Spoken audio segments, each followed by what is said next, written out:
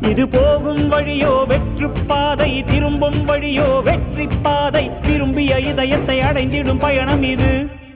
கடல் தாண்டும் பறவைக்கெல்லாம் வழியில் மரங்கள் கிடையாது. ஆனாலும் கண்டம் தாண்டும் சிறகுகள் வலிக்காது. மலையேறும் எறும்பின் கால்கள் வெயிலை மிதித்து உடையாது. மனதோடு காதல் வந்தால் மனிதா தடையேது.